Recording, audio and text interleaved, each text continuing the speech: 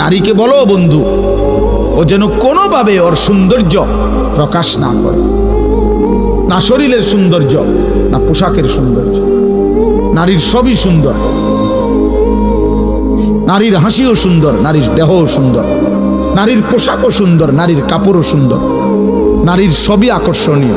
অতএব আল্লাহ বলছেন এই আকর্ষণ পুরুষের চোখে আমি দিয়েছি। যুইয়িনা লিন-নাস হুব্বুশ শাহাওয়াত মিনান নিসা। আল্লাহ বলছে এই পৃথিবীর যত কিছু আকর্ষণীয় আমি বানিয়েছি, তার মধ্যে 1 নম্বরে নারীর প্রতি আকর্ষণ আমি বানিয়েছি। প্রথম আকর্ষণ।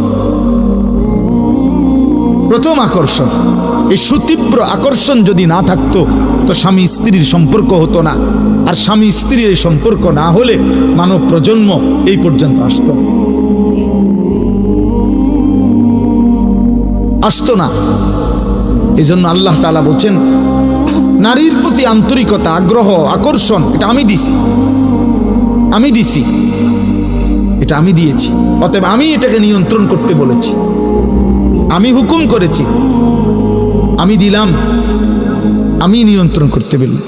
রাত গভীরে আমি আমার এই প্রথম কথা বললাম, চোখ হেফাজত করেন, নজর হেফাজত করেন। আল্লাহ বলছে ওয়াকুল্লিল মুমিনাত ইয়াগদুদনা মিন আবসারিহিন্না। হে নবী, ইমানদার নারীদেরকে বলেন ওরা যেন ওদের চোখ নামায় ফেলে।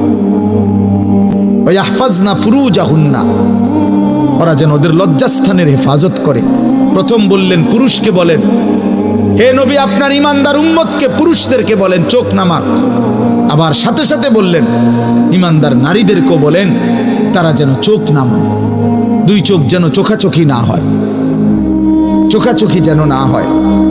আল্লাহ বলছে যালিকা আজকা লাহুম, চোখের হেফাজত আল্লাহ তাআলা কোরআনে বলছে ভাইয়া চোখের হেফাজত যালিকা আজকা লাহুম, এটা হচ্ছে সর্বশ্রেষ্ঠ পবিত্রতা।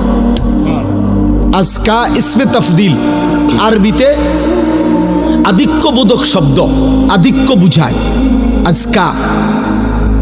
আল্লাহ বলছে চোখের হেফাজত পবিত্রতার চূড়ান্ত সীমা, পবিত্রতার চূড়ান্ত। আল্লাহ উদাহরণ দিছে, চোখ হেফাজত করবা, আমি আল্লাহ হৃদয়ের সর্বোচ্চ পবিত্রতা আমি আল্লাহ দিয়ে দেব,